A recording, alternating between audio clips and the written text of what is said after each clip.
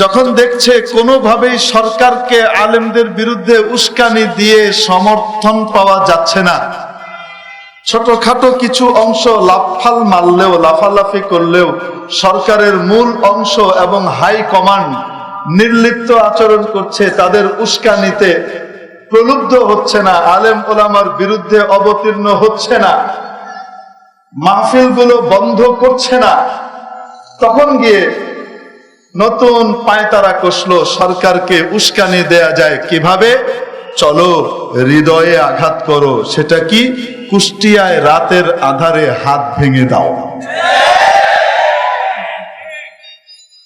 হাত ভাঙলো কারা, ধরা পড়লো কারা? নিজেরাই ভেঙে উদর পিণ্ডি বুধর ঘাড়ে চাপানোর জন্য নাটক মঞ্চস্থ করে সিসিটিভির এক কারবার দেখাইলো। ঘটনা ঘটলো 3 তারিখে, সিসিটিভির ডেট দেখা যায় 5 তারিখে। সুবহানাল্লাহ বলবেন না?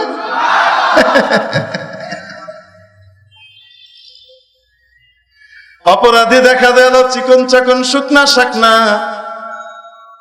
অপরাধী হিসেবে উপস্থিত হলো জনগণের সামনে, সাংবাদিকদের সামনে মোটা গাটা স্বাস্থ্যবান।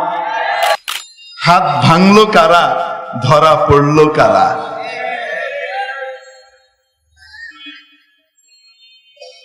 নাটক একটা মঞ্চস্থ করলো এই বামরামপন্থীরা, মনে রাখবেন সরকার না, কারা? বামরামপন্থীরা একটা নাটক তৈরি করলো, কিন্তু আফসোস নাটকটা বড় কাঁচা হয়ে গেছে। যে কোনো মানুষের কাছে তা ধরা পড়ে যাচ্ছে। কেন? এমন এক ক্যামেরা দিয়ে ধারণ করলো, যেই ক্যামেরা এত আকলমন, বুদ্ধিমান, মহাজ্ঞানী, অপরাধী যেদিকে যায় ক্যামেরাও পেছন পেছন সেভাবেই ঘুরে।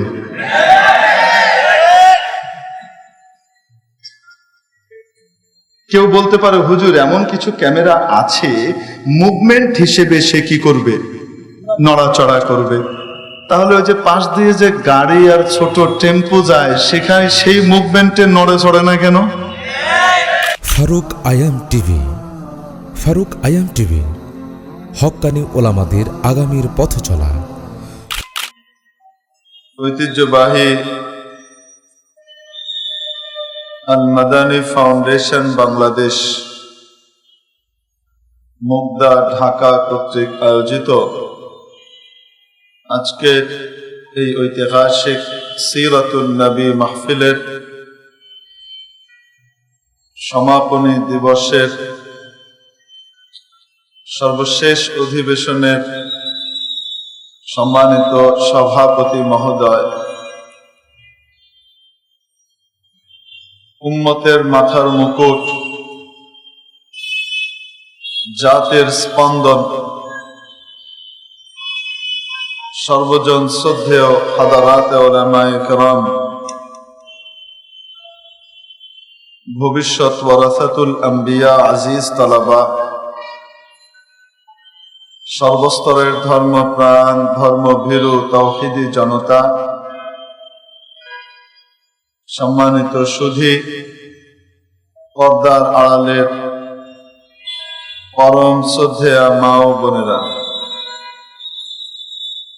আমি আপনাদের সামনে মহাগ্রন্থ আল কোরআনুল কারীমের 300 পারার অন্যতম পরিচিত সূরা, যে সূরাটি আমাদের সকলের কাছেই পরিচিত, সুবিদিত, সূরাতুদ দুহার প্রথম কয়েকখানি আয়াত তিলাওয়াত করেছি।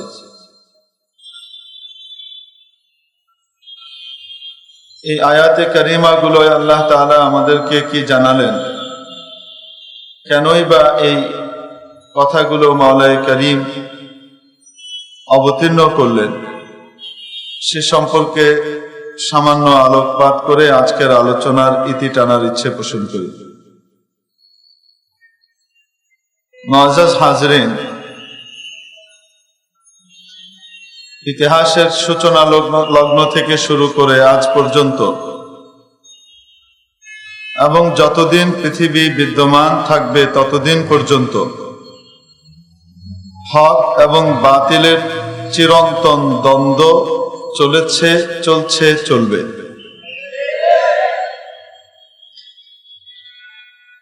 আগেও বাতিল এসেছে এবং হক এসে বাতিলের সমস্ত ষড়যন্ত্রকে নস্যাৎ করে দিয়েছে। বাতিল অন্ধকারের পৃথিবী সৃষ্টি করার চেষ্টা করেছে, হক তার আলো দিয়ে সমস্ত অন্ধকারকে দূর করে গোটা ধরিত্রীকে আলোয় উদ্ভাসিত করে দিয়েছে। পৃথিবীতে মানুষ আগমনের আগ থেকেই এই হক এবং বাতিলের লড়াই চলছে। আমাদের আব্বাজান যখন জান্নাতে বসবাস করছেন,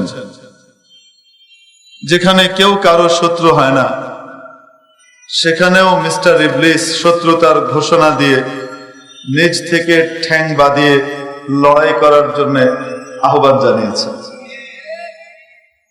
নাকি জানায়নি? জানিয়েছে।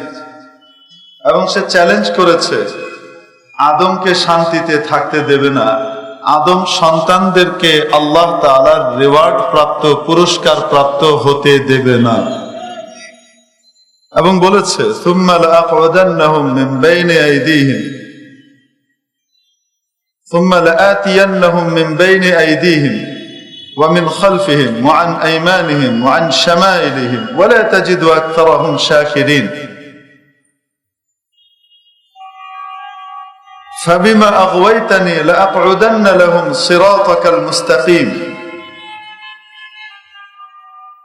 নিজের দোষে সে অপরাধী হওয়ার পর সে তার নিজের দোষের দায়ভার চাপিয়ে দিচ্ছে অন্যের ঘাড়ে, যেটাকে আমরা বলি উদর পিণ্ডি, বুধর ঘাড়ে চাপানো। আল্লাহ তাআলা সবাইকে সেজদা করতে বললেন, সবাই সেজদা করলো, ইল্লা বড় মিয়া, ইল্লা ইবলিস। নোয়াখালীত কয় বড় মিয়া, ইল্লা ইবলিস।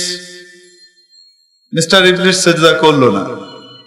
আল্লাহ তাআলা তাকে জিজ্ঞেস করলেন, মা মানাআকা আন তাসজুদা ইয আমারতুক, আমি আদেশ করেছি, আহকামুল হাকিমিন, আরশের অধিপতি, গোটা আসমান জমিনের মালিক, আমি আদেশ করার পরেও তুই সেজদা করলি না, তোকে এই সেজদা করা থেকে বাধা দিল কে? সে বলছে, আমার লজিক, আমার যুক্তি। আপনি এটা অযৌক্তিক অর্ডার করেছেন, এটা মানতে পারি না। আপনি অযৌক্তিক ভাবে মূর্তি আর ভাস্কর্যকে এক করে দিলে তো হবে না। আপনার যুক্তিতে চলবে না, আমার যুক্তি মানতে হবে। আপনার আদেশটা আমার যুক্তির আওতায় আসতে হবে, নতুবা মানতে পারবো না। সরি। কে বলছে? ইবলিস। মা মানাআকা আন তাসজুদা ইয আমারতুক ক্বালা আনা খায়রুম মিন, আমি ওর চেয়ে ভালো। মোল্লারা আমাদের ধারে কাছেও আসতে পারবে না। মোল্লারা কাক মোল্লা, আমরা তাদের চেয়ে কত বড় জ্ঞানী। আনা খায়রুম মিন, আমি ওর চেয়ে ভালো। ইবলিসের ধ্বংসের কারণ হলো অহংকার। সত্যিকারের জ্ঞানীর সামনে সে নিজেকে সমর্পণ না করে নিজেকে সত্যিকারের জ্ঞানীর চেয়েও মহাজ্ঞানী মনে করা, এটাই হলো মুরগি কবির এবং শয়তানের ধ্বংসের কারণ। লাআকউদান্না লাহুম সিরাতাকাল মুস্তাকিম, আমি ওর চেয়ে ভালো হওয়ার পরেও আপনি আমাকে আদেশ করলেন উত্তম অধমকে সেজদা করবে। ইটস কোয়াইট ইম্পসিবল, এটা হতে পারে না। অধম উত্তমকে সেজদা করতে পারে, উত্তম অধমকে কিভাবে সেজদা করে? How it possible? ইবলিস মিয়া ওখানে বলতে পারলে এরকম করে চিবিয়ে চিবিয়ে বলতো, কিভাবে সম্ভব যে আমি ওকে সেজদা করব? ওকে বানিয়েছেন মাটি থেকে, আমাকে বানিয়েছেন আগুন দিয়ে। মাটির স্বভাব হলো উপরে মারলেও নিচে আসে। মাধ্যাকর্ষণ শক্তির কারণে মাটির স্বভাব কি? উপরে মারলে কোথায় আসে? নিচে আসে। আর আগুনের স্বভাব, আমাকে আগুন দিয়ে বানিয়েছেন, আমি আগুনের তৈরি, আগুনের স্বভাব নিচে জ্বালালেও তা তো উপরের দিকে যায়, অতএব যেটা উপরে যায় সেটা উত্তম, যেটা নিচে আসে সেটা অধম। উত্তম অধমকে সেজদা করতে পারে না। মিস্টার ইবলিসের এই যুক্তি বাহ্যিকভাবে মনে হয় যেন কত ঠিক, আসলে আল্লাহর আদেশ যেদিকে থাকে সেটাই সর্বাধিক যুক্তিযুক্ত হয়। অনেক সময় কপাল পোড়াদের মাথায় তা ঢুকে না। আল্লাহ তাআলা কোনো বিষয়ে যদি নিষেধাজ্ঞা আরোপ করেন সেটাই সর্বাধিক যুক্তিযুক্ত, সঠিক যুক্তি সংশ্লিষ্ট হয়, যুক্তি সম্পন্ন হয়। এই যুক্তি অনেক সময় স্থূল মেধার অধিকারী এবং অন্ধ মানুষের চোখে ধরা পড়ে না। হযরত হাফেজ আল্লামা ইবনুল আরাবী রাহমাতুল্লাহি আলাইহি ইবলিসের এই যুক্তিটাকে 15টা যুক্তি দিয়ে খণ্ডন করেছেন। কয়টা যুক্তি? 15টা যুক্তি। যে উপরে থাকলে উত্তম আর নিচে থাকলে অধম, মাটির চেয়ে আগুন উত্তম, এই কথাটাকে উনি খণ্ডন করেছেন 15টা যুক্তি দিয়ে, এবং যুক্তি দিয়ে বুঝিয়েছেন আগুনের চেয়ে মাটি 15 কারণে উত্তম। এখানে যদি এই আলোচনায় চলে যাই তাহলে আমার মূল আলোচনা হারিয়ে যাবে, এজন্য এটা বাদ। তবে কৌতূহল আছে যেহেতু আপনাদের একটা উদাহরণ দিই। উত্তম আর অনুত্তম, উত্তম আর অধম কোন সময় উপর আর নিচ দিয়ে নির্ণীত হয় না, বরং উপকারিতার দৃষ্টিভঙ্গিতে এটা নির্ণীত হয় কোন জিনিস কতটুকু উপকারী আর কোনটা কতটুকু ক্ষতিকর। এই হিসেবে উত্তম আর অধম নিরূপিত হয়। মাটি এমন এক পদার্থ, এমন এক বস্তু, তার মধ্যে যদি একটা ছোট্ট দানা ফেলে দেয়া হয়, বিচি ফেলে দেয়া হয়, এই মাটি এই বিচির মধ্যে কারিগরি ফলিয়ে কিছুদিন পর একটা বিশাল ফল বা ফুলের বাগান উপহার দেয়। আর আগুন বিশাল বড় সাজানো গোছানো সুন্দর একটা বাগানের মধ্যে লেগে গেলে, দাবানল লেগে গেলে এক নিমিষে সমস্ত ফলমূল এবং বৃক্ষকে ধ্বংস করে দেয়। তাহলে উত্তম কোনটা, আগুন না মাটি?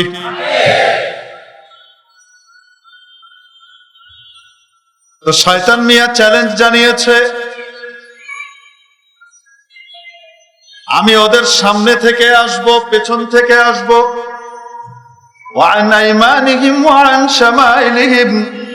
ডান থেকে আক্রমণ করব, বাম থেকে আক্রমণ করব, মোল্লাদের বাঁচার কোনো উপায় থাকবে না, চারিদিক থেকে মেরে পিটিয়ে শেষ করে দেব, যেখানে পারো সেখানে মারো। এই কথা কিছুদিন আগে এক বেটা বলেছে না, বলে নাই? এই কথাটা কার সাথে মিলে বলেন না কেন? মিস্টার ইবলিসের নতুন সংস্করণ মানুষের রূপে এসেছে, অন্য কিছু না। বাপ মা মুসলমান, বাপ মা নাম রেখেছেও মুসলমানের, কিন্তু অবস্থা হলো বাপ মা মুসলমান হলে কি হবে, ও তো আসলে বেঈমান। সেদিন এক বেটা আমাদের একজন বড় আলিমকে টকশোর ভিতরে আক্রমণ করেছে। আক্রমণ করে বলেছে মুফতি হারুন ইজার সাহেবকে, আপনার চাচা ছিলেন মুক্তিযোদ্ধা কিন্তু আপনি নষ্ট হয়ে গেছেন। আর উনি বলেছেন তার প্রতি উত্তরে, ঠিকই, আপনার বাপ মা ছিলেন মুসলমান কিন্তু আপনি মুরতাদ হয়ে গেছেন। যেমন কুকুর তেমন। তো মেরে মুআজ্জাজ হাজিরিন, এজন্য বলছিলাম চারিদিক থেকে আক্রমণ করে মোল্লাদেরকে শেষ করে দেব, ধ্বংস করে দেব, এই রকম ঘোষণা ছিল মিস্টার ইবলিসের। তুম্মা লাআতিয়ান্নাহুম মিন বাইনি আইদিহিম ওয়া মিন খালফিহিম ওয়া আন আইমানিহিম ওয়া আন শামাইলিহিম, শেষ করে দেব, ওদেরকে জাহান্নামী বানিয়েই ছাড়ব, চেতনার শিরোনাম আর হারামির শিরোনাম দিয়ে শেষ করেই দেব। ওয়ালা তাজিদু আকতারাহুম শাকিরিন। গায়ে পড়ে লড়াই করার জন্য মিস্টার ইবলিস এসেছিল হযরত আদমের সাথে লড়তে, ঠিক কিনা? নাকি হযরত আদম গিয়েছিলেন লড়তে? এজন্য আজও পর্যন্ত হাজারাতে উলামায়ে কেরাম কারো সাথে গায়ে পড়ে লড়াই করতে চান না। তারা হকের কথাগুলোকে দ্ব্যর্থহীন ভাবে সুন্দর ভাবে সকলের সামনে উপস্থাপন করে দেন, বলে দেন। কেন? নবীজি সাল্লাল্লাহু আলাইহি ওয়াসাল্লাম বলেন, আমি তোমাদেরকে দেখছি পঙ্গপালের মতো, পতঙ্গের মতো তোমরা জাহান্নামের দিকে ধাবিত হচ্ছ, জাহান্নামের মধ্যে ঝাঁপিয়ে পড়ছো। ওয়া আনা আখিদুম বিহুজাজিকুম, আর আমি জোর করে তোমাদের কোমরের বেল্টটাকে এভাবে চেপে ধরে আছি যেন তোমরা জাহান্নামে কোনোভাবে না যাও। এজন্য আলেম ওলামা যখন দেখে দিনদার মানুষকে গোমরাহ বানিয়ে মুসলমানকে বেঈমান বানানোর প্রক্রিয়া চলছে, তখন হাদারাতে উলামায়ে কেরাম মিষ্টি ভাবে নরম ভাবে ফাকুলা লাহু কাওলাল লাইয়িনার সুন্নাত আদায় করে প্রথমে নরম ভাবে বুঝান। যখন দেখেন নরম ভাবে বুঝানোর পরেও কাজ হচ্ছে না, তখন মুখের শক্তি দিয়ে যতটুকু কুলায় অতটুকু যেন কোমর ধরে টেনে ধরতে চান। জাহান্নামী হইও না, বেঈমান হইও না, জান্নাতের পথে চলো, ঠিক কিনা? এজন্য 8 মাস আগে আমরা স্মারকলিপি দিয়েছি মাননীয় প্রধানমন্ত্রীর বরাবর। 6 মাস আগে, 8 মাস আগে, 8 মাস আগে স্মারকলিপি দিয়েছি। অত্যন্ত দাওয়াতি ভাষায়, নরম ভাষায় দাওয়াতি কথা বলে সেখানে পৌঁছানোর চেষ্টা করেছি যে অন্যায়টি করা হচ্ছে হয়তো আপনার গোচরে নাই, এই অন্যায়ের কারণে গোটা দেশের জন্য আযাবের ফয়সালা হতেও পারে। আপনার মহামান্য বাবার শান্তি নষ্ট হতেও পারে। তার জন্য শান্তিপূর্ণ সুন্দর জিনিস করুন, যার কারণে তার কবরে রহমত আর বরকতের জোয়ার বইবে। এরকম সুন্দর দাওয়াতি জিনিস পাঠানো হয়েছে, কিন্তু আফসোসের সাথে বলতে হয় আমার ধারণা এই লিপি ওনার খেদমত পর্যন্ত পৌঁছানোই হয় নাই, মাঝখানের দালালরা পৌঁছতে দেয় নাই। এরপরে আলেম ওলামা নরম ভাবে আস্তে আস্তে গরম ভাবে বলা শুরু করলেন। বুঝাতে পারেন? আলহামদুলিল্লাহ, এখন মাননীয় প্রধানমন্ত্রীর দৃষ্টিগোচর হয়েছে বিষয়টি এবং উনি নিজে দেখভাল করছেন। আশা করি সুন্দর একটা সমাধান আমরা অচিরেই দেখতে পাবো, ঠিক ঠিক না? আমরা আশাবাদী। মেরে মুহতারাম দোস্ত আজিজ ও বুজুর্গ উলামায়ে কেরাম যখন সুন্দরভাবে এই জিনিসটা বোঝানোর চেষ্টা করলেন, তখন কেউ কেউ পথের মধ্যে নেমেই যারা দেশের শত্রু, জাতির শত্রু, দেশকে অস্থিতিশীল করতে চায়, সরকারের সাথে আলেম ওলামা, দেশের সত্যিকারের 92% মানুষের হৃদয়ের স্পন্দন যে আলেম সমাজ, তাদের সাথে বৈরিতা আর দূরত্ব তৈরি করতে চায়, মুখোমুখি দাঁড় করিয়ে দিতে চায়। সরকারের ভাবমূর্তি যারা নষ্ট করতে চায়, তারা গায়ে পড়ে লড়াই করার জন্য ইবলিসি প্রেতাত্মা হয়ে অবতীর্ণ হলো, ঠিক কিনা? ইনশাআল্লাহ এই চক্রান্তকারীদের চক্রান্ত নস্যাৎ হয়ে যাবে। আসতে বলে ইনশাআল্লাহ। তাহলে হক আর বাতিলের দ্বন্দ্ব ছিল কি ছিল না? দুনিয়াতে আসার পর ইবলিস মিয়া আদম আলাইহিস সালামকে শান্তিতে থাকতে দেয় নাই, ওনার একটা ছেলেকে নষ্ট করে দিয়েছে। বলেন না কেন? তারপরে হযরত নূহ আলাইহিস সালামের সাথে পৌত্তলিকদের বিরাট ঝগড়া বাঁধিয়ে দিল। হযরত মুসা আলাইহিস সালাম আসলেন কেন? বাধ্য হলেন, আল্লাহ তাআলা ওনাকে পাঠালেন হকের প্রতিভ হিসেবে, কারণ ফেরাউন বাতিলের জাল বিছিয়ে গোটা পৃথিবী ধ্বংস করে দিচ্ছিল। যখন মিস্টার নমরুদ মূর্তির সংস্কৃতিকে উজ্জীবিত করার জন্য উঠে পড়ে লাগলো, আল্লাহ তাআলা মূর্তি বিনাশকারী হিসেবে হযরত ইব্রাহিম আলাইহিস সালামকে হকের প্রতিভ হিসেবে দুনিয়াতে পাঠালেন। এগুলো ইতিহাসের অংশ কি অংশ না বলুন? হক আর বাতিলের এই চিরন্তন লড়াই আর দ্বন্দ্ব ছিল কি ছিল না? আজও আছে নাকি নাই? নবী করিম মুহাম্মদুর রাসূলুল্লাহ সাল্লাল্লাহু আলাইহি ওয়াসাল্লামের যুগে বাতিল আসলো বুদ্ধিজীবীর লেভেল নিয়ে। কোন লেভেলে? বুদ্ধিজীবীর লেভেলে। মিস্টার আবু জেহেল তাদের মহান নেতা, তাদের, এবং মিস্টার আবু জেহেলের উপাধি ছিল আবুল হিকাম। তার নাম ছিল আসলে আমর ইবনে হিশাম। কি নাম? আবু জেহেলের ভাই হারিস ইবনে হিশাম, বিখ্যাত সাহাবী এবং রসুলের হাদিসের রাবী। ভাইয়ের কপালে হেদায়েত জুটেছে, বড় বুদ্ধিজীবীর কপালে হেদায়েত জুটে নাই। মহাজ্ঞানী আবুল হেকাম মানে মহাজ্ঞানী, মহাবুদ্ধিজীবী। এই বুদ্ধিজীবী বুদ্ধিবৃত্তিক সমাজ দিয়ে এবং চেতনার নাম দিয়ে গোটা মক্কা নগরীকে নবী মুহাম্মদুর রাসূলুল্লাহ সাল্লাল্লাহু আলাইহি সাল্লামের বিরুদ্ধে লেলিয়ে দিল। যখন কোনোভাবেই নবীজিকে পরাস্ত করতে পারছে না বুদ্ধি দিয়ে, কোনোভাবেই ঠেকানো যাচ্ছে না, তখন চেষ্টা করলো মিডিয়া ব্যবহার করা দরকার এবং হলুদ মিডিয়া তৈরি করলো, যারা দিনকে রাত, রাতকে দিন, সাদাকে কালো, কালোকে সাদা বলে প্রচার করবে,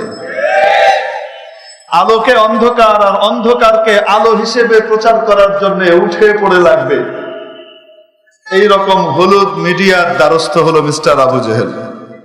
মিডিয়াকে ভাড়া করলো, টাকা দেয়া হলো। ওকাজের মেলায় যখন নবীজি মানুষকে দিনের দিকে ডাকবেন, হজের মৌসুমে যখন নবীজি মানুষকে হেদায়েতের প্রতি আহ্বান করবেন, এরা লাগিয়ে দিল, এরা বলতে লাগলো লোকটা একটা পাগল, পাগলের কথা শোনো না, এটা পাগল। That's absolutely a mad, এটা পাগল, এর কথা শুনো না। কিছু মানুষ তাদের কথায় বিভ্রান্ত হয়ে গেল, পাগলের কথা শুনবে না। কিছু মানুষ কৌতূহলী হয়ে চিন্তা করলো যে পাগল বলছে, দেখে শুনে তো পাগল মনে হয় না, আচরণ তো অত্যন্ত ভদ্র এবং মার্জিত, এরকম মার্জিত মানুষ তো পাগল হতে পারে না। এজন্য যখন কাছে আসলো, কথা শুনে মুগ্ধ হয়ে গেল, ঈমান কবুল করে ফেলল। এখন নতুন তকমা দেয়া হলো, দেখা গেল যারা কাছে আসছে তারাই মুগ্ধ হয়ে যাচ্ছে ওনার কথা এবং আচার ব্যবহারে, তারা তার জন্য ফিদা হচ্ছে, কোরবান হয়ে যাচ্ছে। তখন গিয়ে নতুন তকমা দেওয়া হলো, এ তো একটা জাদুকর, বাক চাতুর্য দিয়ে কথার জাদুতে ভুলিয়ে মানুষকে বিভ্রান্ত করছে। ইন্নাহু লাসাহিরুম মাজনুন, বলতে লাগলো এ হলো একটা জাদুকর, এটা পাগল, পাগলের কথা, জাদুকরের কথা শোনো না। কিছু মানুষ তাদের এই প্রোপাগান্ডাতে কি হয়ে গেল, বিভ্রান্ত হয়ে গেল। আজও সেই ধরনের আবু জেহেলের তৈরি করা ওই হলুদ মিডিয়ার প্রেতাত্মারা আছে না নাই? সব মিডিয়াই হলুদ না, কিছু মিডিয়া হলুদ। তারা উঠে পড়ে লেগেছে দেশের স্থিতিশীল পরিবেশকে অস্থিতিশীল করে তোলার জন্য। তারা উঠে পড়ে লেগেছে আলেম ওলামা তৌহিদি জনতা বনাম সরকারকে মুখোমুখি দাঁড় করিয়ে দেওয়ার জন্য। যখন দেখছে কোনোভাবেই সরকারকে আলেমদের বিরুদ্ধে উস্কানি দিয়ে সমর্থন পাওয়া যাচ্ছে না, ছোটখাটো কিছু অংশ লাফাল মারলেও, লাফালাফি করলেও সরকারের মূল অংশ এবং হাই কমান্ড নির্লিপ্ত আচরণ করছে, তাদের উস্কানিতে প্রলুব্ধ হচ্ছে না, আলেম ওলামার বিরুদ্ধে অবতীর্ণ হচ্ছে না, মাহফিলগুলো বন্ধ করছে না, তখন গিয়ে নতুন পায়তারা কষলো সরকারকে উস্কানি দেয়া যায় কিভাবে। চলো হৃদয়ে আঘাত করো, সেটা কি? কুষ্টিয়ায় রাতের আধারে হাত ভেঙে দাও। হাত ভাঙলো কারা, ধরা পড়লো কারা?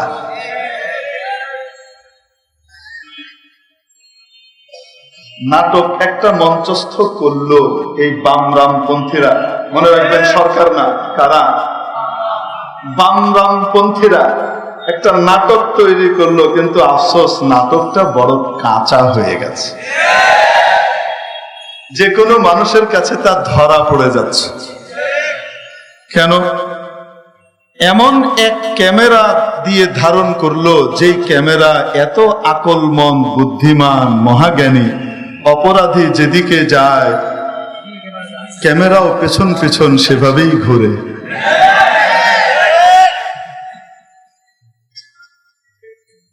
কেউ বলতে পারে হুজুর এমন কিছু ক্যামেরা আছে মুভমেন্ট হিসেবে সে কি করবে, নড়াচড়া করবে।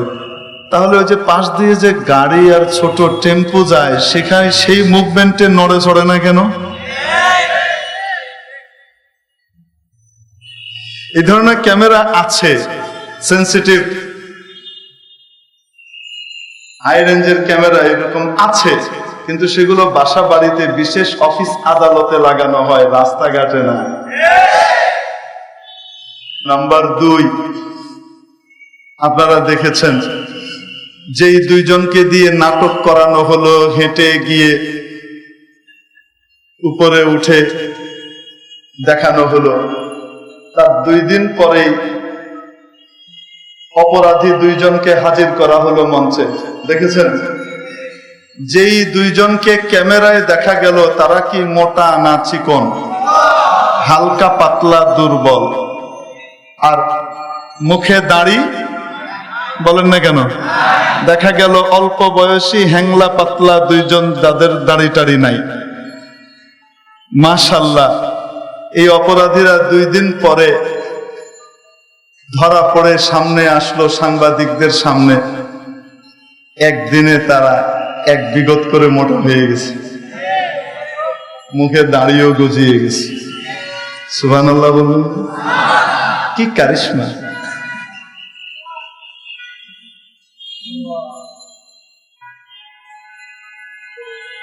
এই সমস্ত নাটক সাজিয়ে সরকারের চোখে, জনগণের চোখে, আলেম ওলামার চোখে ধুলো দেওয়া সম্ভব?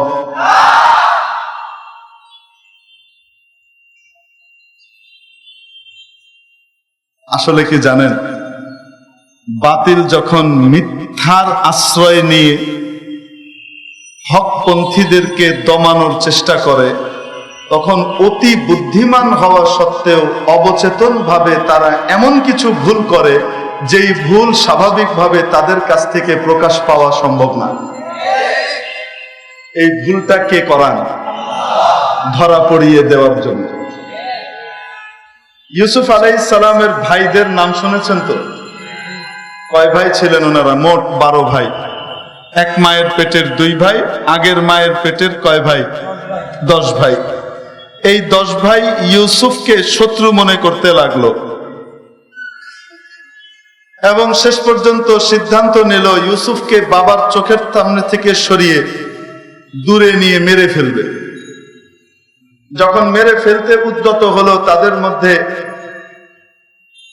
এক ভাই ভালো মানুষ ছিলেন, তো উনি বললেন মারার দরকার নাই, মেরে ফেললে লাভ কি, আব্বার কাছ থেকেই তো দূরে সরানোর উদ্দেশ্য, চলো একটা কুয়ায় ফেলে দিই, রাস্তার পাশের কোনো কুয়ায়, পথিকরা আসবে, কুয়া থেকে উঠিয়ে নিয়ে চলে যাবে যেদিকে যাবে। আব্বার সামনে থেকে তো দূরে সরে গেল, মেরে ফেলার দরকার নেই। কারণ যদি বলতো যে কিছু করো না, তাহলে ওকেও মেরে ফেলতো। এজন্য এটাকে ডাইভার্ট করে দিয়েছে। যাই হোক, কুয়ায় ফেলে দেওয়া হলো।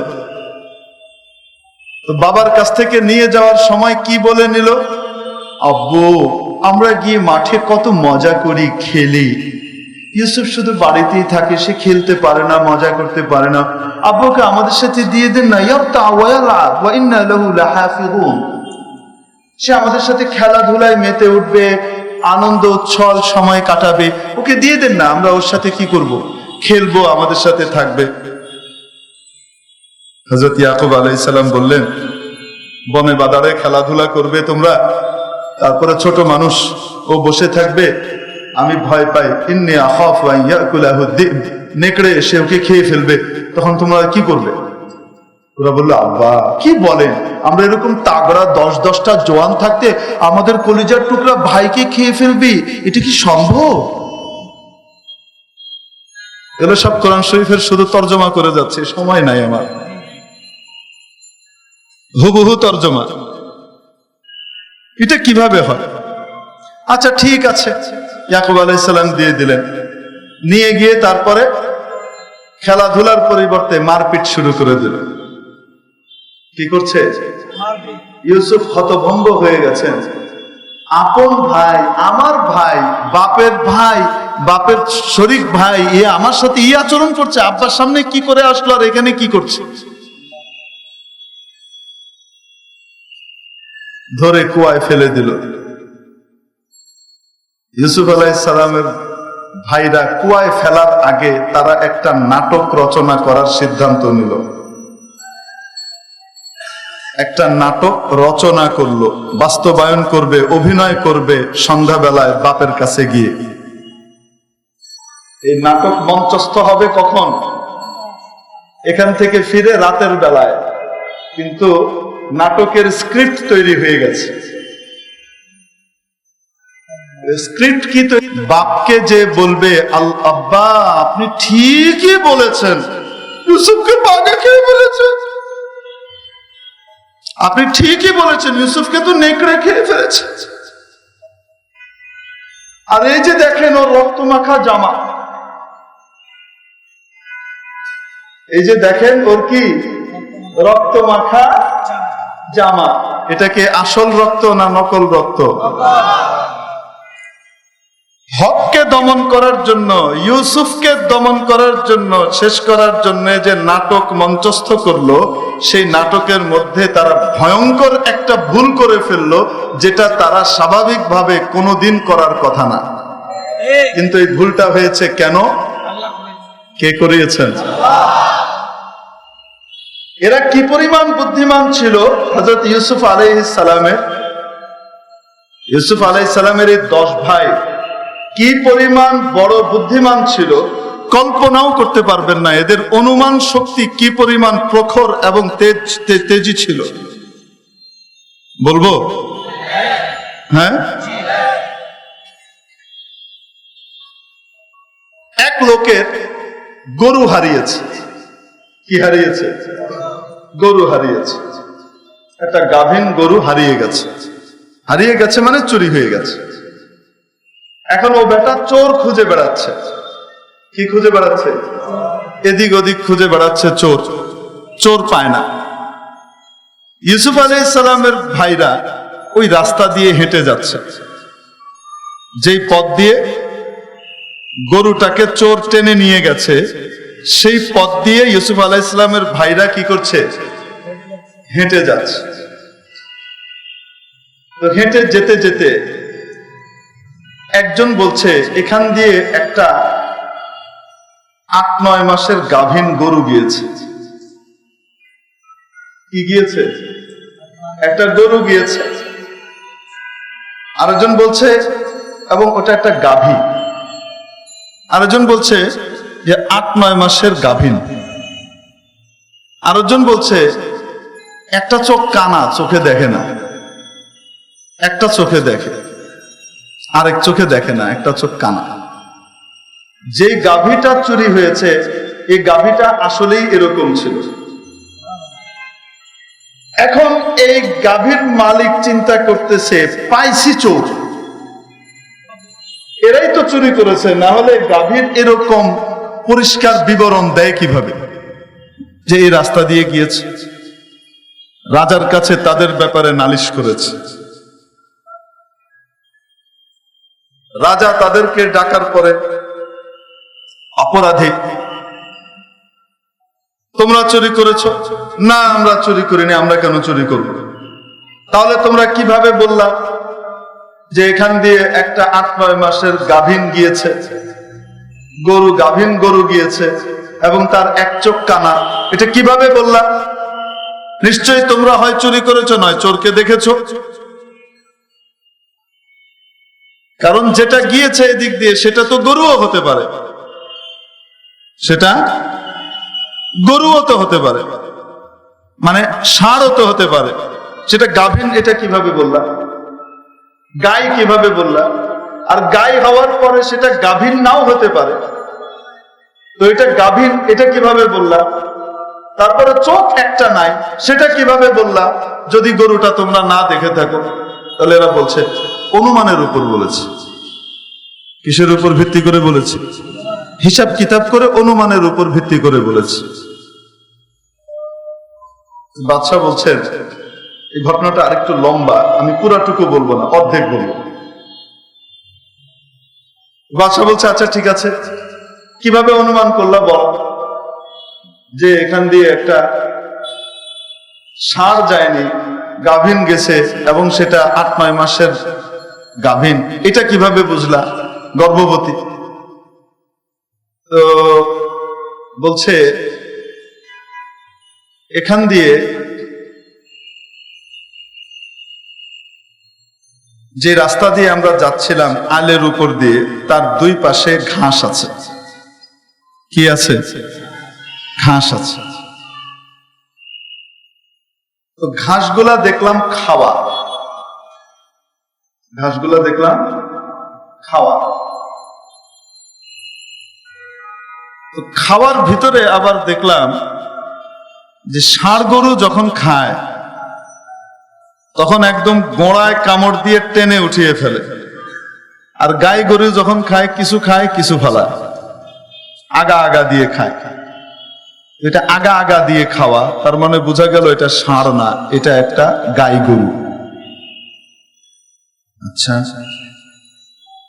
গাভীন যে এটা কিভাবে বুঝলা? কারণ এখানে তার পদচিহ্ন আছে, তারা বলছে। তো দেখি 4 পায়ের ভিতরে সামনের 2 পায়ের ছাপ যেখানে পড়েছে ওইটা হালকা গভীর, আর পিছনের 2 পায়ের ছাপ যেখানে পড়েছে সেটা তুলনামূলকভাবে বেশি গভীর। তার মানে বোঝা গেল পেছনের দিকে তার ওজন অতিরিক্ত সে বইছে। তো গাই গরুর ওজন কিসের কারণে হবে? তার পেটে বাচ্চার কারণে হবে, তাই বলেছি 8-9 মাসের গাভীন। বাদশা চিন্তা করে, বাপরে বাপ, এদের অনুমান তো বড় শক্ত, বড় যুক্তিসঙ্গত। তারপর বলছে আচ্ছা বলো দেখি, এটা যে এক চোখ নাই, একটা চোখ আছে, এক চোখ কানা, এটা কিভাবে বুঝলাম?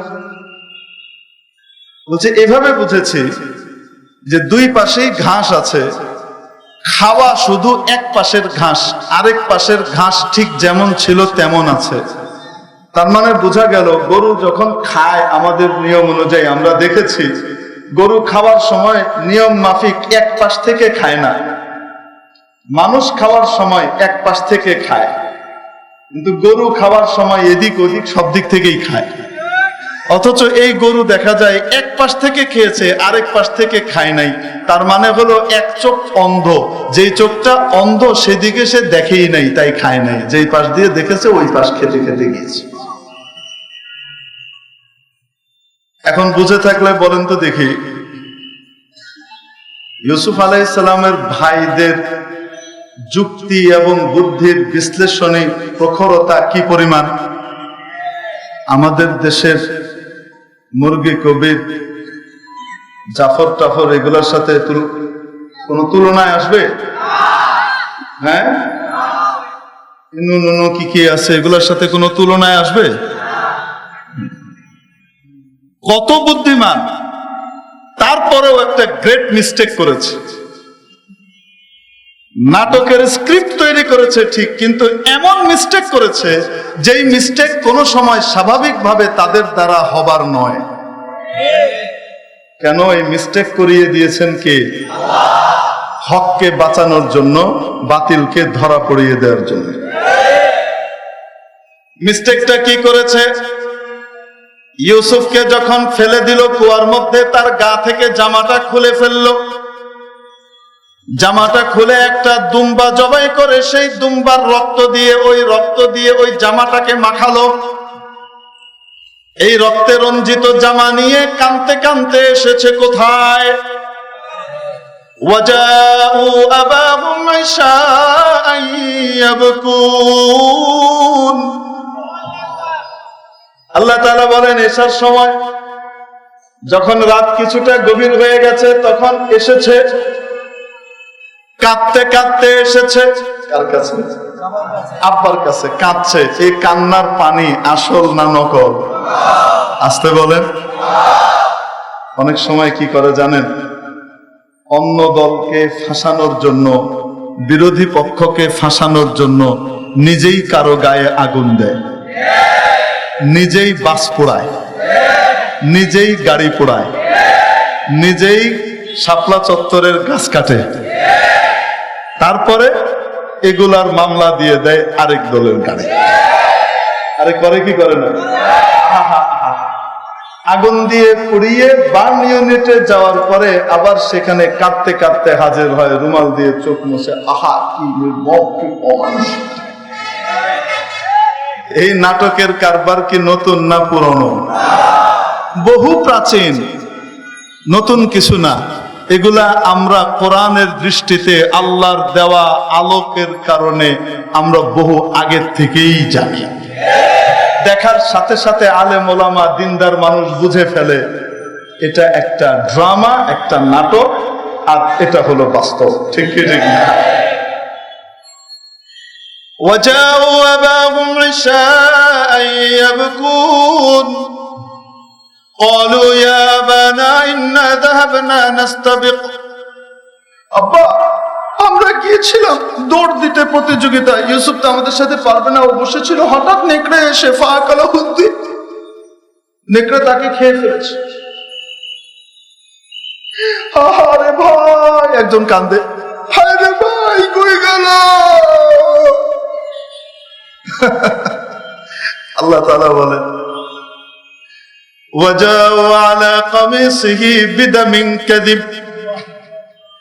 এরা ইউসুফের জামার মধ্যে বানোয়াট নকল রক্ত লাগিয়ে নিয়ে আসবে। আসল রক্ত না নকল রক্ত? কাযিবের অনেক অর্থ আছে। এক অর্থ হলো জিদ্দুল ওয়াকি, মৌলিক অর্থ এটা। এখন বলেন দেখি, যে রক্তটা এনেছে এটা কি বাস্তব না অবাস্তব? ইউসুফের না বকরির? বকরির রক্তকে ইউসুফের রক্ত বলে চালিয়ে দিচ্ছে। এই যে দেখেন, আমরা প্রমাণ এনেছি, জানি আপনি বিশ্বাস করবেন না, আপনি আমাদেরকে মানবেন না, বিশ্বাস করবেন না। এই যে দেখেন, রক্ত মাখা জামা আমার পায়ে। আমি কেন এটা করে দেখালাম? কোরআন শরীফে ঠিক এভাবেই আছে। বলেন, ওলামায়ে কেরাম বলেন এরকমই আছে কিনা? যেমন আছে ওরকমই তো। এসে কাঁদতে লাগলো আর বানোয়াট রক্ত দেখাইতে লাগলো, নকল রক্ত। হযরত ইয়াকুব আলাইহিস সালাম বেকুব, বলেন না কেন? যিনি এইরকম মেধাবী এই 10-12টা বাচ্চা জন্ম দিছেন, যেগুলা গরু কেমন ছিল, চোখ একটা না দুইটা, গাভীন নাকি নন গাভীন, এই সবগুলা শুধু আইল আর ঘাস দেখে বের করে দিতে পারে শার্লক হোমস ফেল। এইরকম 10টা বাচ্চাকে যিনি জন্ম দিয়েছেন, উনি কি বেকুব? আল্লাহু আকবার কবীরা। হযরত ইয়াকুব আলাইহিস সালাম তো দেখার সাথে সাথে ধরে ফেলেছেন। যেমন আমাদের মাননীয় সরকারের ঊর্ধ্বতন মহল, আশা করি এই নাটক দেখার সাথে সাথেই বুঝে ফেলেছে যে রক্ত এটা অপরাধী, এটা আসল না নকল। আশা করি বুঝে ফেলেছে। তদন্তে মিথ্যা প্রমাণিত হবে অতি অল্প সময়ে। চুপচাপ অপেক্ষা করেন ইনশাআল্লাহ। আর যদি কপাল খারাপ হয় তাহলে ইউসুফের ভাই এদের জলে যোগ দিবে। হযরত ইয়াকুব আলাইহিস সালাম বলেন, আহা হা আহা হা, কত জ্ঞানী বুদ্ধিমান নেকড়ে আমার বাচ্চাটাকে খেলো। খাওয়ার আগে তার জামাটা খুলে তারপরে শরীরটাকে ছিঁড়লো। আমার বাবুটার শরীর ছিঁড়ে ফুড়ে খেলো, হাত পা আলাদা করে কামড়ে কামড়ে খেলো, যেমন বিবরণ তোমরা দিলা। কিন্তু নেকড়েটা এত বুদ্ধিমান, খাওয়ার আগে আমার বাচ্চার গা থেকে কাপড়টা খুলেছে, তারপর খেয়েছে। কারণ যে জামাটা নিয়ে আসছো ওটা তো আনা আমার আস্ত, ওটার মধ্যে তো কোনো ছিঁড়ে ফাড়া না। এখন বলেন দেখি, এই যে গ্রেট মিস্টেকটা তারা করেছে, এরা কি এই মিস্টেক করার মতো বুদ্ধিমান? কিন্তু এত বড় ভুলটা কেন করলো? কে করিয়েছেন? সর্বময় ক্ষমতার মালিককে। নিজেরাই ভাঙলো বঙ্গবন্ধুর ভাস্কর্যকে, নিজেরাই ভেঙে উদর পিণ্ডি বুধর ঘাড়ে চাপানোর জন্য নাটক মঞ্চস্থ করে সিসিটিভির এক কারবার দেখাইলো। ঘটনা ঘটলো 3 তারিখে, সিসিটিভির ডেট দেখা যায় 5 তারিখে। সুবহানাল্লাহ বলবেন না?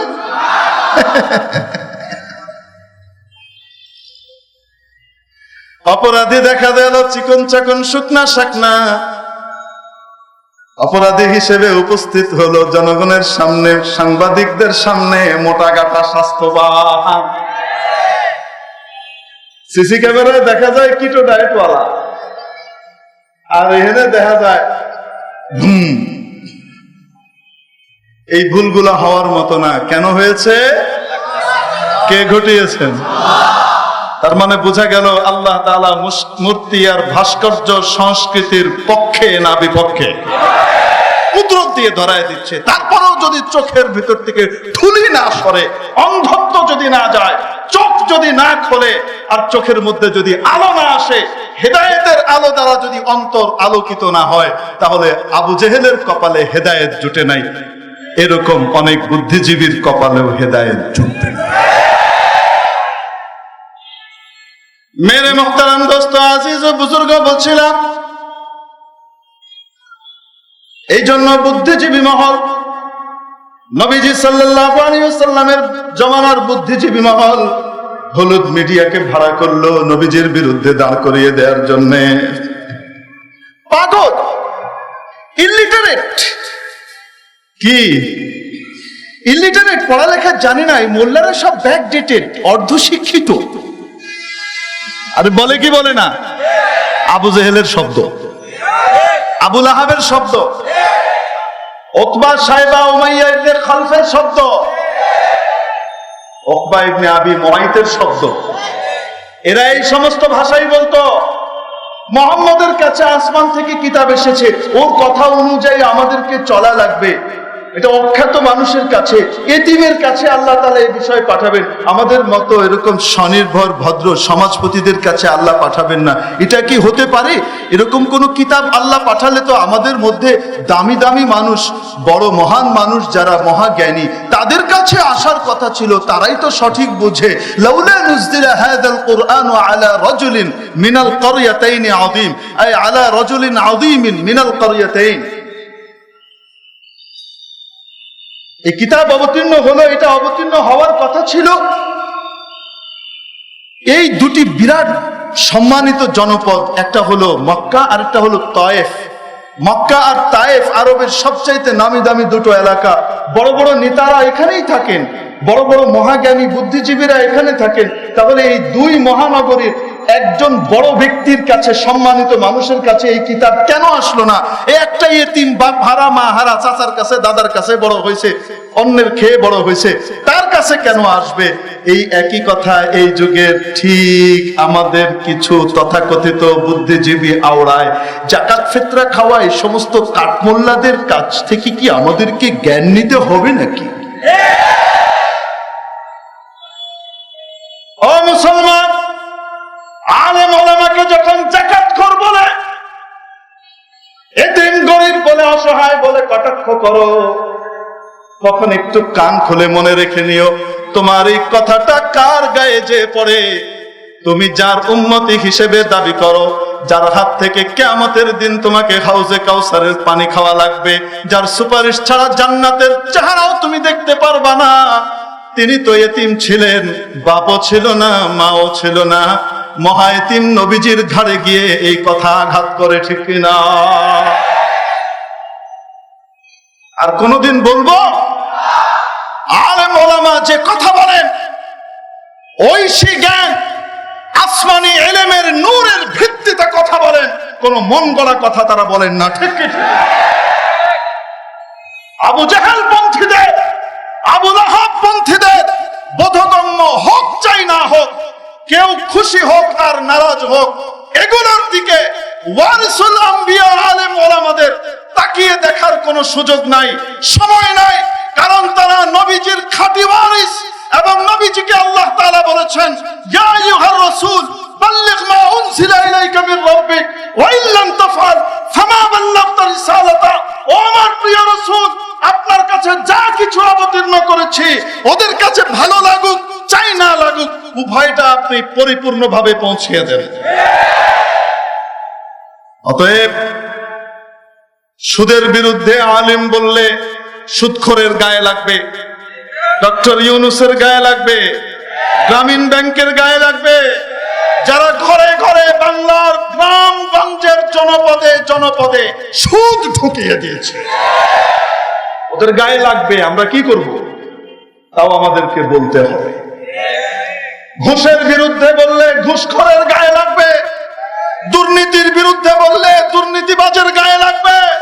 কিন্তু আলেম ওলামা এই কথাগুলো বলেই যাবেন। কার পছন্দ হলো, কার অনুরাগ এলো আর কার বিরাগ হলো, এগুলোর দিকে তাকানোর সময় তাদের নাই। কেন? তারা আল্লাহর তরফ থেকে নবীজির মাধ্যমে যা পেয়েছেন সবটুকুকেই তারা পৌঁছিয়ে দেবেন। মেরে মুহতারাম দোস্ত, আজিজ ও বুজুর্গ,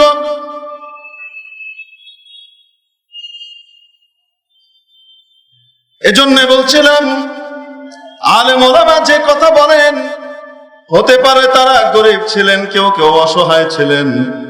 অসহায় আর গরিব অবস্থায় যদি কারো জাকাতের টাকা খেয়ে থাকেন, জাকাতের উপযুক্ত ব্যক্তি জাকাতের টাকা নেওয়া তার জন্য হারাম না হালাল? আসতে বলে। হালাল মাল খেয়ে বড় হওয়া একজন মানুষের শরীরের মাথা থেকে পা পর্যন্ত রক্ত মাংস সব হালাল। হালালের ফলাফল হলো এই, চারিদিকে যখন মদ গাঁজা এবং মাদকের নেশার সয়লাব চলে, এই হারামের মধ্যে কওমি মাদ্রাসার বাচ্চাদেরকে খুঁজে পাওয়া যায় না। তাদের রক্ত 100% হালাল এবং পরিষ্কার বিশুদ্ধ পাওয়া যায়। ডোপ টেস্টের মধ্যে কোন রকমের নেশা দ্রব্য তাদের রক্তের মধ্যে পাওয়া যায় না, ঠিক কিনা? মাননীয় সরকারের এমপি মোহতারাম জনাব কাজী ফিরোজ রশিদ সাহেবের একটি বক্তব্য আছে, আপনারা শুনেছেন? হ্যাঁ, ফিরোজ রশিদ সাহেবকে টকশোর ভিতরে বহুত চেষ্টা করেছে মাওলানা সাহেবদের বিরুদ্ধে কিছু বলানোর জন্য। বিবেক আছে, বুদ্ধি আছে, বিরুদ্ধে বলেছেন। যখন প্রশ্ন করলো মাদ্রাসার ছাত্ররা কেন রাজনীতি করবে, জায়গা জায়গা কই, সামনে যেভাবে বসে আছে কিন্তু নড়ার জায়গা নাই। অনেক মানুষ বাইরে দাঁড়িয়ে আছে আমাদের ভাইরা, আমরা যদি একটু সামনের দিকে এগিয়ে এগিয়ে বসি তাহলে ওনারা বসার কারণে যে আরাম পাবেন এবং ওয়াজ শুনে সওয়াব লাভ করবেন, সেই সওয়াবের তাদের সাথে সাথে আপনারাও ভাগীদার হবেন। একটু সামনের দিকে এগিয়ে আসি, একটু সামনের দিকে এগিয়ে আসি।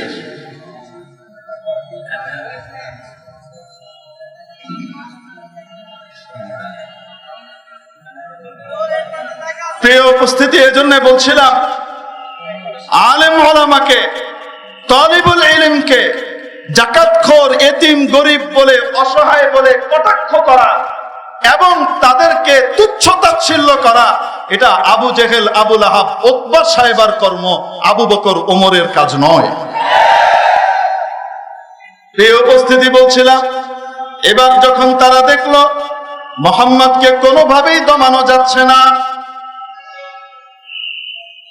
বুদ্ধিভিত্তিক চেতনার বিকাশ ঘটানোর চেষ্টা করেও, অপচেষ্টা করেও, অন্ধকার এখানে ছড়ানোর চেষ্টা করেও ছড়ানো যায় না। যে কেউ মুহাম্মাদের কাছে যায় সে ব্যক্তি মুহাম্মাদের উপরে ঈমান নিয়ে আসে। এখন তারা নতুন প্রক্রিয়া নিল। বসেন, আপনি দাঁড়িয়ে থাকলে আমার সমস্যা হচ্ছে। 1 ঘন্টা সময় দিয়েছেন, এখানে দিয়েছেন 8টা 8-এ আমাকে বয়ানের জন্য ছাড়ছেন, এখন 6 মিনিট সময় আছে।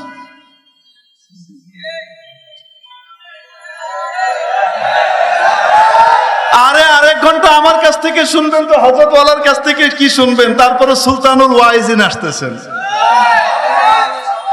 শুনবেন না? হ্যাঁ, কথাটা শেষ করার জন্য সময় নিচ্ছে, নাহলে ছেড়ে যেতেই মন চাচ্ছে। কারণ আমার আরেক জায়গায় ওয়াদা আছে, ওখানে যেতে হবে। যত আগে যেতে পারি তত ভালো। তো এরা যে চক্রান্তটা করলো সেটা হলো এই, মুহাম্মদকে তো কোনোভাবেই দমানো যাচ্ছে না, মুহাম্মদের দল ভারী হয়েই চলেছে। তো একটা কাজ করা দরকার, সেটা কি? মুহাম্মদের কাছে যেহেতু সাল্লাল্লাহু আলাইহি ওয়াসাল্লাম, যেহেতু আসমানি কিতাব এসেছে, অতএব ইতিপূর্বের আসমানি কিতাব ওয়ালাদের কাছ থেকে ধার কর্জ করে কিছু কঠিন প্রশ্ন এনে মুহাম্মদকে একটা ঠেক দেওয়া যায় কিনা, এজন্য তারা একটা টিম পাঠালো মদিনা শরীফে ইহুদিদের কাছে। ইহুদি পণ্ডিতরা বেছে বেছে 3টা প্রশ্ন বের করে দিল। কয়টা? এক, যে জিজ্ঞেস করবে মোহাম্মদকে রূহ কি জিনিস, তার হাকিকত কি। 2, জুলকারনাইন বাদশা সম্পর্কে জিজ্ঞেস করবে, তার ব্যাপারে কি জানে। 3, আসহাবে কাহাফের ব্যাপারে প্রশ্ন করবে। আমি সংক্ষেপে বলে যাচ্ছি। এই 3টা প্রশ্ন নিয়ে তারা নবীজির কাছে আসলো। নবীজির কাছে আসার পরে নবীজি জিজ্ঞেস করলেন, যদি এগুলোর উত্তর দিয়ে দিতে পারি তাহলে আপনারা ঈমান আনবেন? মিস্টার আবু জেহেল বলে, অফকোর্স। কি বলো তুমি ভাতিজা, সাথে সাথে আমরা সবাই ঈমান আনবো। এই যে কথা বলছে, এটা কি সত্য না মিথ্যা? যদি উত্তরগুলা দিয়ে দিতে পারে তাহলে কি মানবে? মানবে না। কেন? এর চেয়ে বড় মুজিজা চোখের সামনে মিস্টার আবু জেহেল নিজে দেখেছে, তারপরেও সে কি করে নাই? হাতে পাথর নিয়েছে, নিয়ে বলছে, মোহাম্মদ বলো তো হাতের ভিতরে কি? রাসূলুল্লাহ সাল্লাল্লাহু আলাইহি ওয়াসাল্লাম বললেন, হাতের ভিতরে কি আমি বলবো নাকি আপনার হাতের ভিতরে যে আছে সে বলবে? ও তাহলে তো অনেক ভালো। রাসূল সাল্লাল্লাহু আলাইহি ওয়াসাল্লাম আদেশ করলেন, ও হাতের ভিতরে থাকা বস্তু, তুমি সাক্ষ্য দাও আমি কে। সাথে সাথে আবু জেহেলের হাতের ভেতরে পাথর কথা বলা শুরু করেছে, আশহাদু আল্লা ইলাহা ইল্লাল্লাহ ওয়া আশহাদু আন্না মুহাম্মাদান আবদুহু ওয়া রাসূলুহু। এমন পাথর কথা বলল যে পাথর জীবনে কোনোদিন কথা বলেছে ইতিপূর্বে? পাথর কোনোদিন কথা বলে? হযরত ঈসা আলাইহিস সালামকে আল্লাহ তাআলা একটা মুজিজা দিয়েছিলেন। হাজার হাজার বছরের আগেকার কোন মুর্দার কবরের সামনে গিয়ে, যে মুর্দা ইন্তেকাল করেছে কয়েক হাজার বছর আগে, তার চুল হাড্ডি শরীরের কোনো অংশ বাকি নাই, সবকিছু মাটি হয়ে গেছে, মাটি আর মাটি। ওখানে গিয়ে যদি ডাক দিয়ে বলতেন কুম বিইذনিল্লাহ, সাথে সাথে ওই ব্যক্তি তার অস্থি মজ্জা সবকিছু সহকারে শটান দাঁড়িয়ে হযরত ঈসা আলাইহিস সালামের কালিমার সাক্ষ্য দিয়ে দিত, প্রশ্নের উত্তর দিত। ঈসা আলাইহিস সালামকে রব্বুল আলামিন এই মুজিজা দিয়েছিলেন। কিন্তু লক্ষ্য করে দেখুন, হযরত ঈসার এই মুজিজার মধ্যে এমন ব্যক্তি কথা বলছেন যিনি এখন কথা বলার ক্ষমতা রাখেন না, কিন্তু কোনো না কোনো আমলে পৃথিবীতে বিচরণ করে বেরিয়েছেন এবং বলেছেন, ঠিক কিনা? কিন্তু নবীজির হাতের পাথর জীবনে কোনোদিন আগে কথা বলেছে? কোনো পাথর কথা বলে? সেই পাথর কথা বলছে। এই জিনিস দেখার পরও আবু জেহেল কি বলে, ও ওয়াও মোহাম্মদ, তুমি তো ফার্স্ট ক্লাস ম্যাজিশিয়ান, তুমি তো জবরদস্ত জাদুকর। ওয়াও, তোমার জাদু পাথরকে কথা বলাচ্ছে।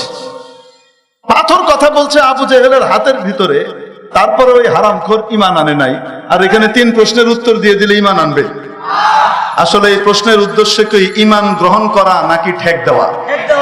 যদি ঈমান গ্রহণ করা আর বোঝা উদ্দেশ্য হতো, মাওলানা আব্দুর রব ইউসুফি দামাত বারাকাতুহুমকে যখন নাকি মুরগি কবির জিজ্ঞেস করতেছিল, ধর্মের ব্যাপারে কোনো জবরদস্তি নেই, বাড়াবাড়ি নেই, মাওলানা সাহেব আমি আপনাকে শোনাচ্ছি, দেখুন ইসলামিক ফাউন্ডেশনের অনুবাদ কোরআনের এই সূরা বাকারার আয়াত, আলী ইমরানের আয়াত। মাওলানা আব্দুর রব ইউসুফি সাহেব বলেন, শুনেন, আপনি এটা বললে তো হবে না, আপনি বাংলাটা বলতেছেন, আমি আপনাকে আরবিটা বলি। লা ইকরাহা ফিদ্দিন, লা ইকরাহা ফিদ্দিনের অর্থ আপনাকে বুঝতে হবে। এই অর্থ নিজের মন গড়া বুঝলে তো হবে না। এখানে অর্থ হলো যে কেউ বাংলাদেশের নাগরিক হতে হবে, কাউকে বাধ্য করা যাবে না। কিন্তু কেউ যদি বাংলাদেশের নাগরিক হয় তাহলে অবশ্যই বাংলাদেশের আইন কানুন তাকে মেনে চলতে হবে। এই আয়াতের মর্ম হলো, কাউকে ধর্ম গ্রহণের ব্যাপারে, কোনো বিধর্মীকে ইসলাম ধর্ম গ্রহণের ব্যাপারে বাধ্য করা যাবে না, জবরদস্তি করা যাবে না।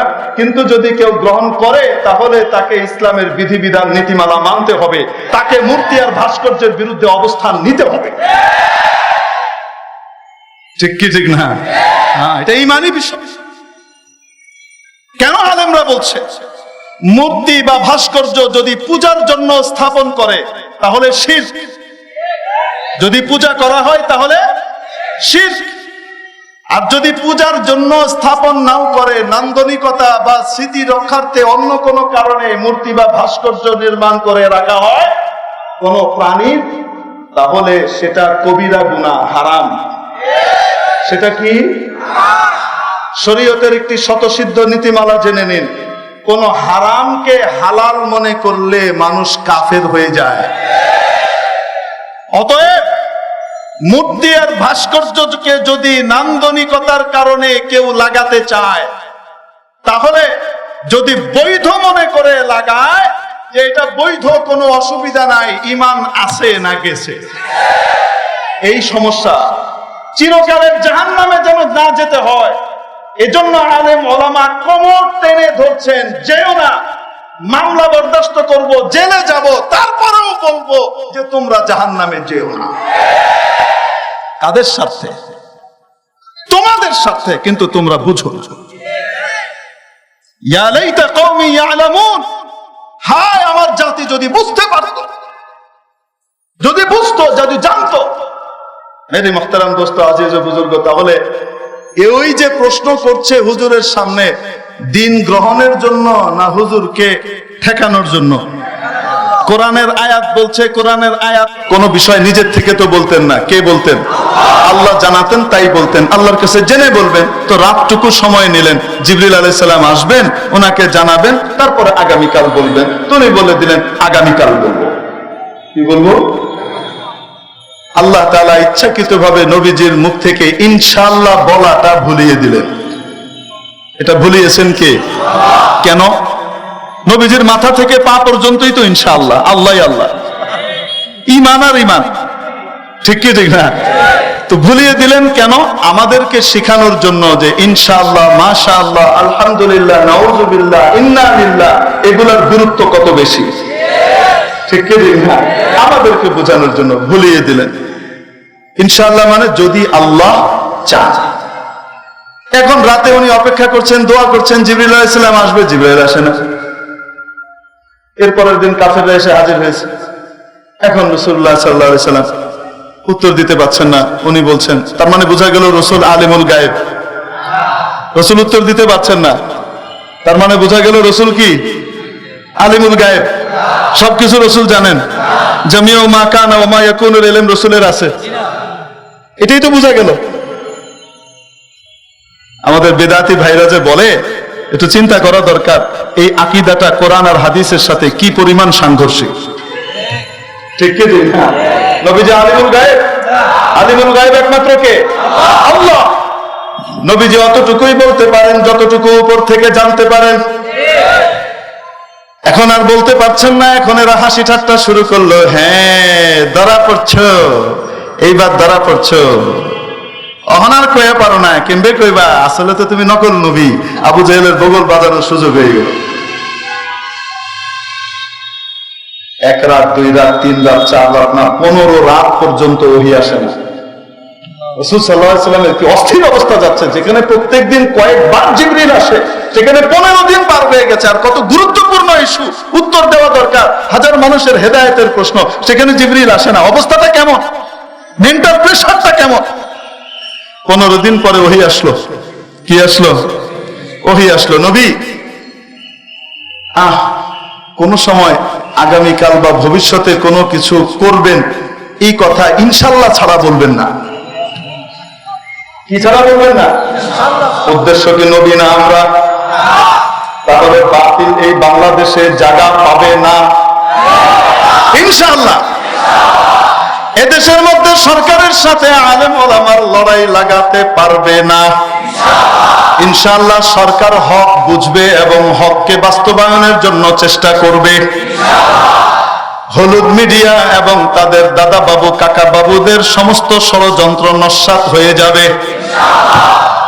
ইনশাআল্লাহ, ইনশাআল্লাহ। তারপরে তো এই সময়ের ভিতরে এক এক কাফের এক এক কথা বলা শুরু করলো। এক কাফের বলতেছে, ওয়াদ্দাআকা রাব্বুকা ইয়া মুহাম্মদ ওয়া ক্বালাক, মুহাম্মদ তোমার রব তোমাকে ছেড়ে দিছে, বিপদের সময় আর উদ্ধার করলো না, তোমাকে পরিত্যাগ করেছে আর তোমার উপরে খেপে গেছে, কারণ তুমি ইসলামের সঠিক ব্যাখ্যা দাও নাই। তুমি আমাদের মূর্তির বিরুদ্ধে বলো, আর আল্লাহ এটা পছন্দ করে না।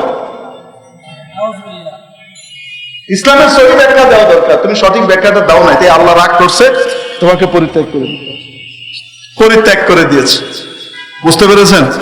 এই হলো তাদের ওয়াজ।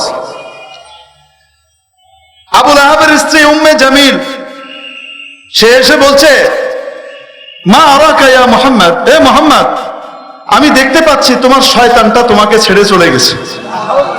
বলেন না নাউজুবিল্লাহ। শয়তান মানে হযরত জিবরিলকে কি বলতেছে? শয়তান, তোমার শয়তানটা তোমাকে ছেড়ে দিয়ে চলে গেছে।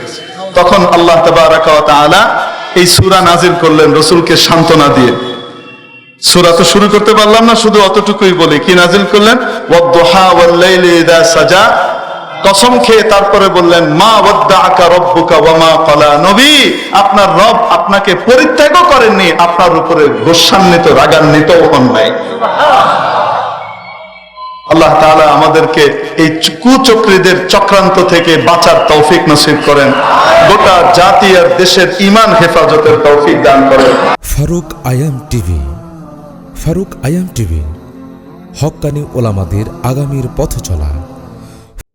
ফারুক আয়াম টিভি। ফারুক আয়াম টিভি, হক্কানি ওলামাদের আগামীর পথ চলা।